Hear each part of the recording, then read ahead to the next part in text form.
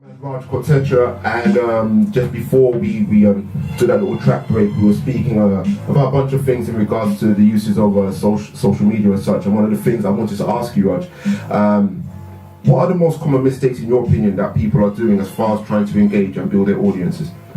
I think that, a lot of people that I still see this mistake 10 years into Facebook is that people are only thinking about their own agenda when they fill in that status box. Okay. So they're always asking and not really thinking about what the audience wants, right? And so we as human beings, I know we can't curse, but we have like BS detectors, right? And everyone knows what BS means, but like crap detectors. We know when we're being sold to, we know when a piece of content is coming down our very busy social media stream, whether it be the gram or Facebook or Snapchat, and we know when that's asking something of us, and we are busy people today in 2016. Everybody is busy, and so to have somebody ask something of you, like download my tape or do this or vote for me for this award or whatever it may be, people don't map how taxing that is. So what I think the way to resolve that mistake is to really think about what your audience wants. Now, one of my mentors, a guy called Gary Vaynerchuk, he has an analogy called jab, jab, jab, right hook. And if you're out there, just Google jab, jab, jab, right hook. It's the name of a book that he's put out. And that talks about jab, which is your left hand in boxing, which is to kind of give, and just feel out what it is that your opponent or your audience wants. And then once you've given, that's when you ask, and that's when you hit them with the right hook. So on my Facebook, if you follow me on Facebook or any of my social media platforms, I try and make sure that the narrative, the parameters of what I put out are to be of service to other people. And give advice and give tips and entertain, or whatever it is that your particular map is. If you're good at cooking, then give away recipes. If you're a great dog walker, give people pet tips. If you're a great accountant, make sure that people know come February, March, April, how to be planning their taxes. If you're a great DJ right now, you should be saying, if you're putting together, if you're doing a Christmas party, go to the Mr. Dex Spotify Christmas list for 2016, and there's going to be a bit of Chance in there and a bit of Diana Ross and a bit of, whatever it may be. And just give, so that when you say, and then I'm going to be at this bar in Angel, or I'm going to be at this place in LA, come out, people feel like, okay, this person's already given me so much on social media that you're almost in like a level of psychological guilt that you've been served so well by that person on social media that the opportunity to go out and pay £5 and see them in a bar, or the opportunity to go and see them speak or do something else in their life, it almost feels like you're rebalancing the universe by giving back to the person that's giving you so much on social media. All right.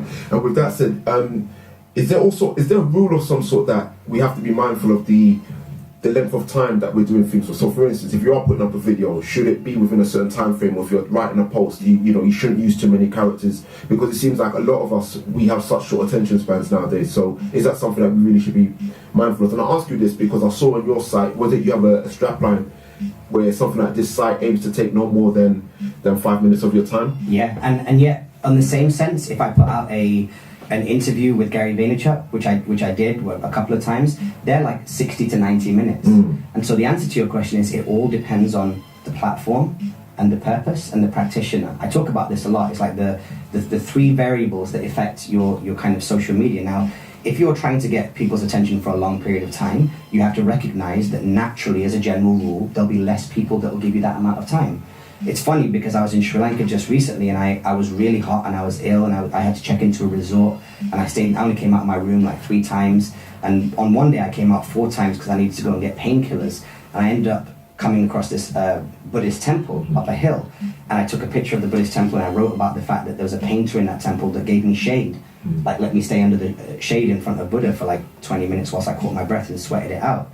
And it was a long post. I wrote about what I learned and how grateful I was, and that had more likes than a picture with me and Raekwon. Right. So it really comes down to the audience and the platform and the purpose and the practitioner that's actually doing it. Because in each case, would I write something super long on the front page of creativecontentagency.com? No. I know that the person making a decision about doing business with me is probably time short. So I say from the get-go on the front page, this whole website will only take 5 minutes of your time, and one of the buttons on my site is 21-second pitch. Yeah. Right? And that 21-second pitch is one saying, it's an awkward number, so someone's like, how do they know this pitch is 21 seconds? But then also for people from the streets, they know that 21 seconds is a So Solid song. Right. So, people like us, we're like, he chose 21 seconds for a particular reason. So it all comes down to what it is that you're trying to achieve. But certainly, you can write as long as you want, as short as you want, and you've got to see what works for you. You'll only know by taking the feedback from the audience. It'd be different for a dog walker as it would be for a plastic surgeon. Okay. All right. And the Creative Content Agency, how long have you been running that? actively, it's been a registered business for over 10 years. When I first started it, it was Love Soul Limited. So for the longest time, I was, and I still am, one half of the Love Soul DJs, and that's what the business was set up for. But as I mentioned, it went from doing music and DJing and creating content about celebrities and rappers and R&B stars to becoming more about corporate. So about probably, I would say, 8 years plus ago, I changed the name to Creative Content Agency Limited. And that's when it became pretty much a huge part of my headspace on a day-to-day basis. Okay. And the primary content or services that you offer are what? So we help with the planning, the producing, the publishing, and the promoting of content. Which is what you also call the 4 Ps of? The 4 Ps of content, yeah. And I think that when you look at most challenges when it comes to publishing content, it all comes down to these 4 kind of bins, which is how do you plan the content? So how do you think about what it would take to make that content happen and who the audience is? How do you produce it? So technically, what equipment will be needed? Publishing, so where do you publish it and why? And then promoting it, do you do paid advertising? Do you look for an organic uplift? And how do you gauge those different variables? So under each variable, plan, produce, publish, promote, there are lots of things to think about. But I put the 4 Ps out there to help my clients and actually to help the world think about content in at least somewhat of a structured way to then get people's creative juices flowing so you can guide them the right way. Right, there you have it. About to slip into another track right now, something brand new from the Locks. Have you heard the Locks album as yet?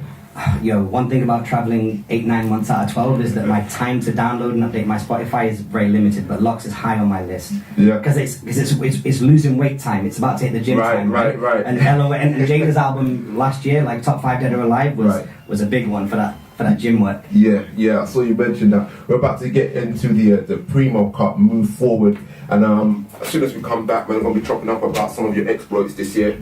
And I thought you said some of your exes this year. No. Nothing to report, Mr. X. Nothing to report at all. There's some about your exploits for 2016. But before we get into that, let's get into this.